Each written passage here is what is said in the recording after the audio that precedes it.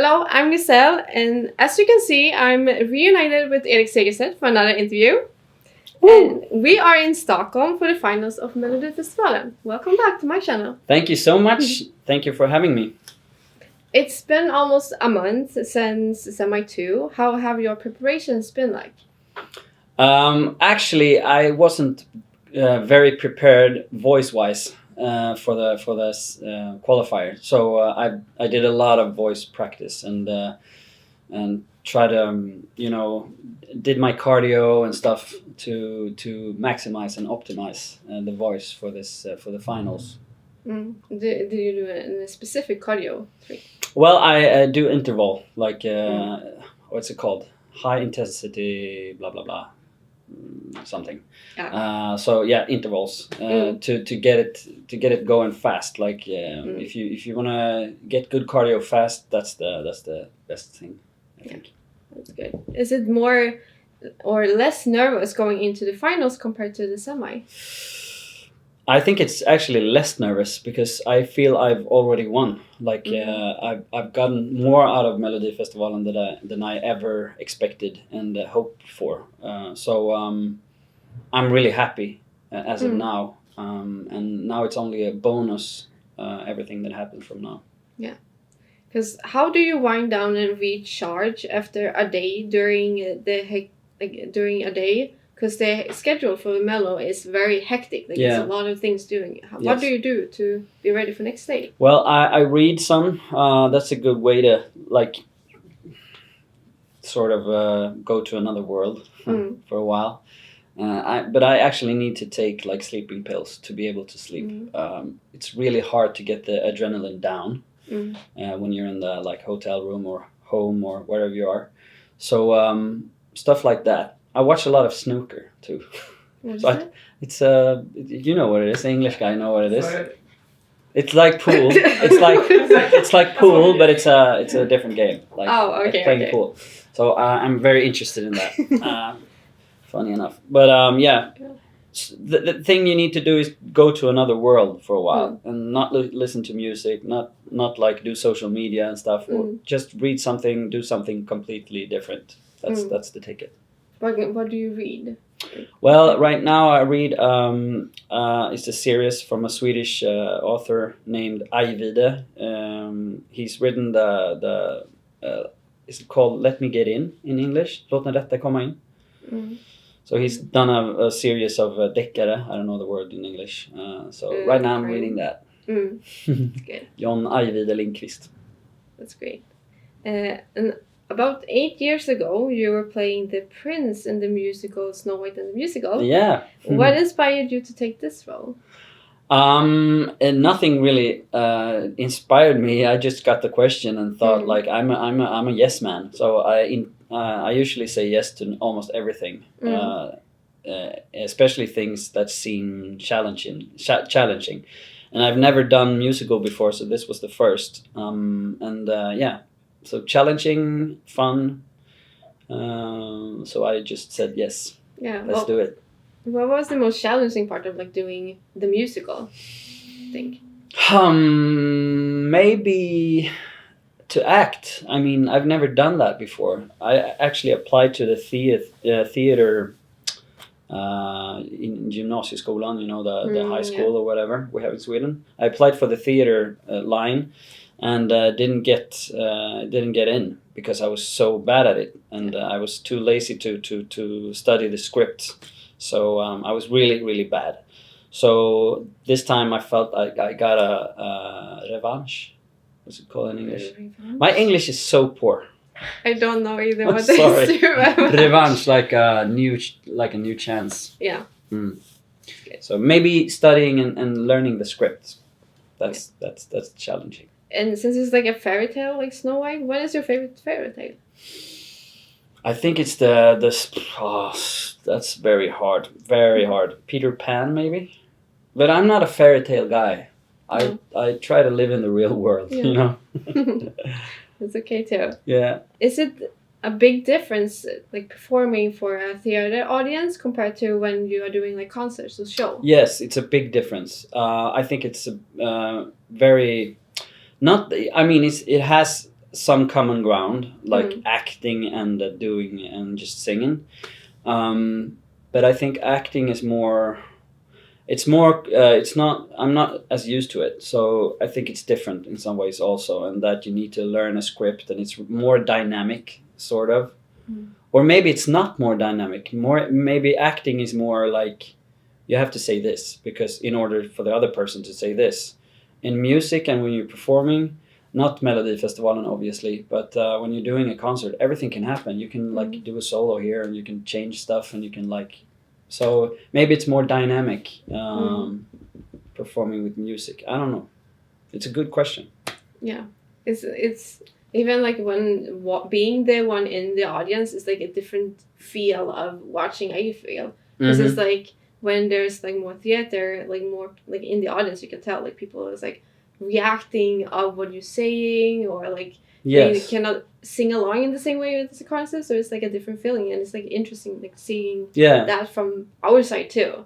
I think acting can be on the one side it could be more rewarding because you can get laughs and stuff while you're doing it, and while you're doing music you get applause after, and you almost every time get applause even if the audience doesn't like it.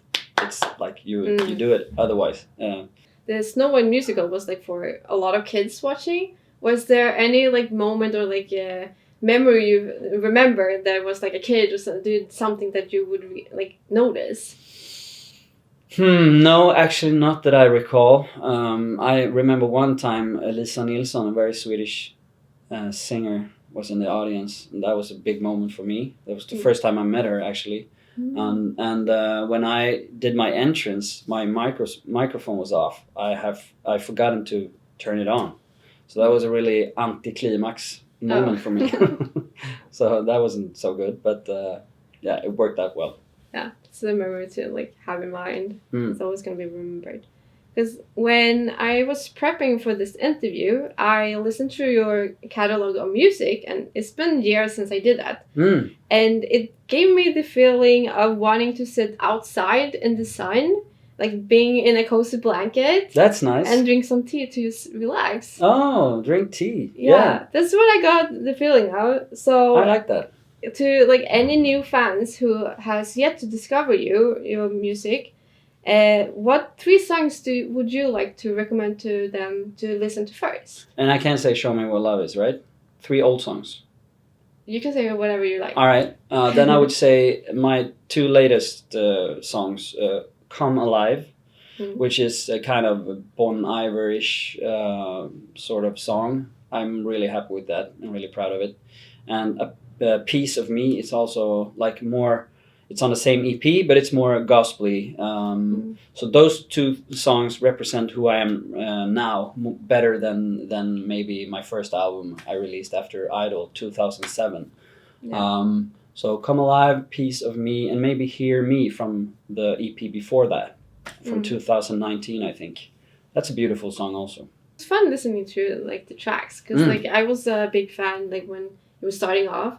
So it's like kind of fun to have that like being like a teenager, barely like being able to talk to like you and like the EMD, and now I'm interviewing. So it's like fun to having that progress. Life is it's nice that way. Yeah, like, it changes. Because as an artist, what is the biggest difference in like releasing songs that you have been offered or given to compared to when it's written by yourself? Like, how is the difference? I mean, initially it's a difference. Like, Show Me What Love Is, when I show this to people, when I did it the first time in Melodifestivalen, like it's kind of presenting, this is me, like this is something that I've felt and written, and it's another level of proudness, I would say.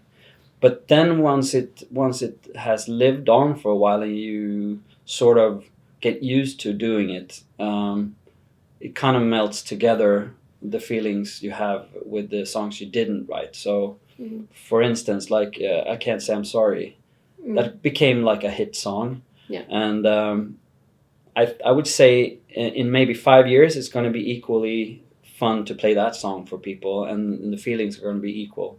maybe I'm a bit more proud performing a song that I wrote myself. But that's maybe the only difference. Yeah. Yeah. Because is there anything specific you listen to or look out for when a song is like being given to you?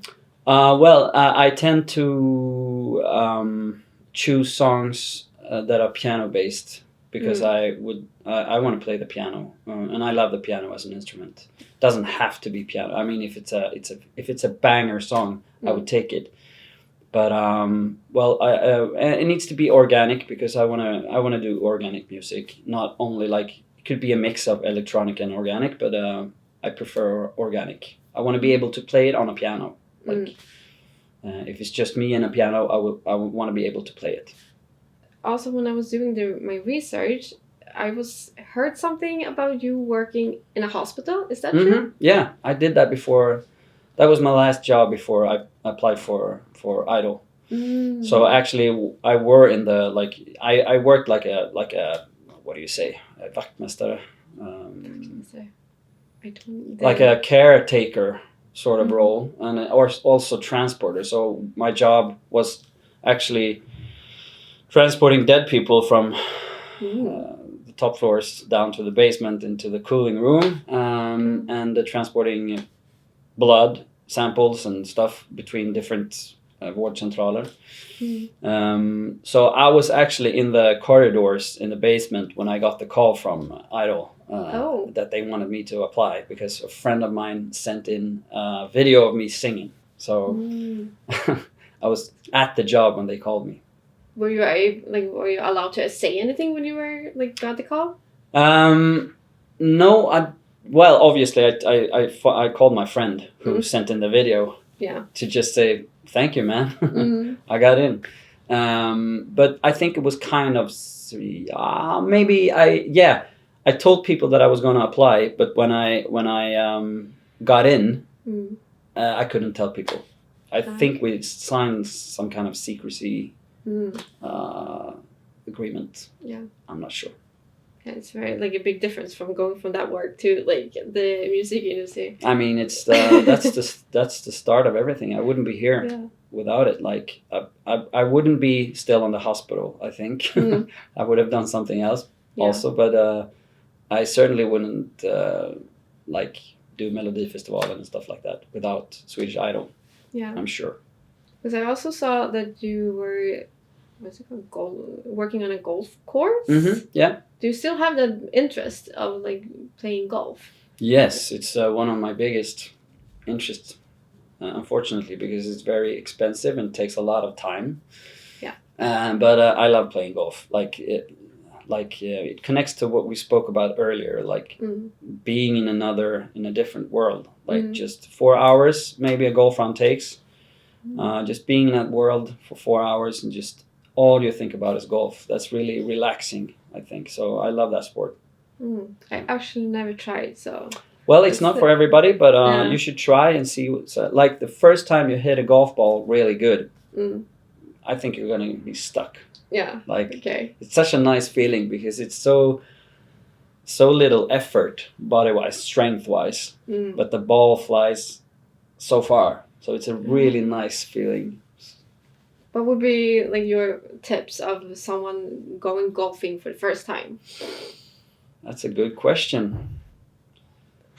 The first tip I would say, don't try to hit the ball hard. Just try to hit the ball right. Try to get that smooth, soft feeling when you hit the ball. It's not gonna feel anything in your. You're not gonna feel anything in your hands. It's not a hard feeling. It's a very soft feeling.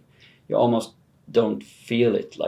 So try to do it slow until you can feel the soft hit, and then just go harder and harder. Yeah, because in my mind, when thinking about golfing, it's if I hit the ball, I will never find it again. That's kind of what I feel like. Yeah, that's if you don't hit it in the fairway. It's really hard. I've looked for a lot of golf balls. Yes, so that can happen also. Yeah, it's fine. Maybe someday I will try it out. Yeah, you should try it on the driving range. Yeah, and also when I was doing my research in an interview, I listened. You were talking about the times in EMD and the balance as an artist of meeting fans and not giving too much of yourself, because it's like in this industry, like that's one part of the job that maybe not everyone thinks about. And in the sense of like giving time more, like more attention to people maybe you recognize from compared to maybe new fans. Is this something you feel like is more difficult to do when you were younger, when things were new? Yes, or definitely compared to now? Yes, definitely. I think I have a more mature how do you say it? More mature approach to it, exactly. Now, back then it was harder to know how to act. Like you want to be. I always want to be kind to people. Like, and that's not hard. Being kind, like you say something kind or be like welcoming. But as you say, you cannot be too welcoming, because it's a strange vibe when the fans thinks that you're close friends. But you could always almost be close friends because you've seen so much of each other. Some fans like went with us everywhere we went. So that could be a delicate thing to balance, you know. But I think the older I get, I think I learn more how to approach it, and I think I have a good. I always trying to be kind. That's the most important thing. Just be kind. And that's all you need to do, actually. Just be kind to people. Treat them like you would have wanted to be treated as a fan, because I'm also a fan.